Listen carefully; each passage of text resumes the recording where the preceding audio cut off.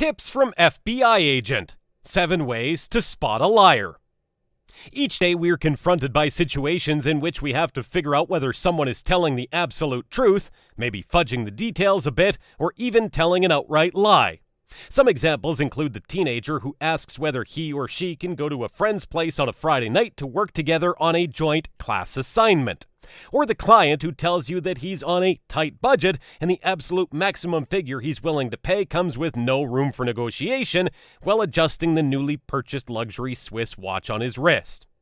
Who knows? They may be telling the truth, even if they're acting a bit sketchy.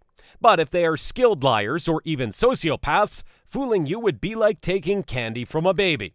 Therefore, you need the skills of an FBI agent, so you'll be able to tell in some concrete way if someone is being shady.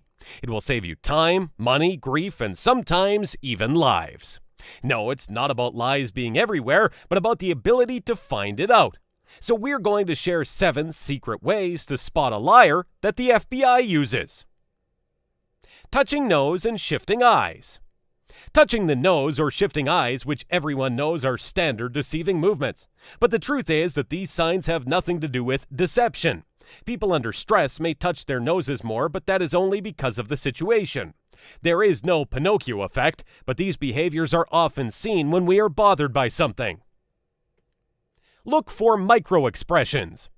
In any case, the best you can do is to look for uncommon behaviors that may look bothersome. When you ask a question to a suspect, and if he or she gives you any signs of discomfort or unusual signs of discomfort, include body language and facial expressions. Analyze how they move, if their arms are crossed, how their feet shift throughout the conversation, and other signs.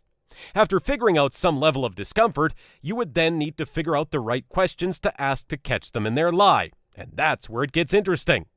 The next step is to ask questions that are emotion-based. For example, in cases involving murder, the police might ask, "When you found the body, how did you feel?"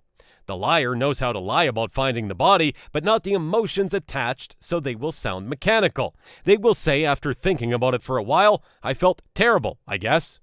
However, the innocent will throw the emotion into the equation voluntarily, while the liar who just killed someone may reveal their emotions unnaturally.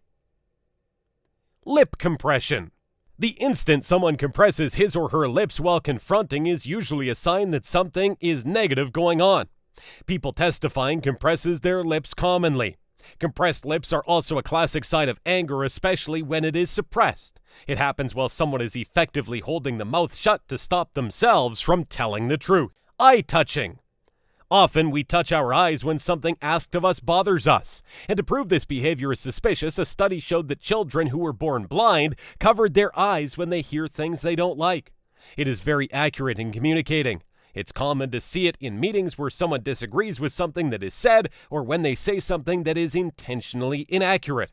Also, liars make greater eye contact than truthful people. They want to make sure you believe them, so they look at you more. Neck touching. Touching the neck, especially the neck dimple, is a major sign of discomfort. Rubbing or squeezing these indicates that they are under stress or anxious. It also suggests a general lack of confidence and might mean the person has been deceptive and is now afraid to be caught. Men mask this by touching their tie or adjusting their collar. Lowering or hiding the thumbs. One thing that most people never look for, but it accurately gives you signs if the person is lying or not, is their thumb movement. Yes, you heard that right. When someone vigorously says something is true or accurate or is very detailed, but we don't see the thumbs, this means he or she is showing signs of insecurities or lack of commitment. The common rule of thumb here is to see both thumbs up when someone is emphasizing, or even straight up thumbs further apart. The more territorial, the more emphatic, and thus more accurate. Pupil dilation. If they have passed all the ways we mentioned above, it's likely the person is sincere. But what if you're still not sure? Here's one more trick: watching the person's eye reaction. Scientifically speaking, when we know we're telling lies, we can't help but feel nervous. That leads to faster heart beating and pupil dilation. All you need is to ask the question you want to be answered and watch the suspect strictly in the eyes when he answers. You'll see everything you want. By the way, not only the pupils can give away the lies, but the inability to maintain eye contact. And one last final tip: never ask, "Is there something that's bothering you?" to someone you find suspicious. Anyway, we hope that this information will be helpful for you, and you will never let anyone trick you. The best way to uncover a lie is by asking more questions and drilling down to specifics. And the only way to do that is to ask more precise questions. Share your thoughts in the comments below the video and hit the like button. Don't forget to click subscribe to join us. See you in our next video.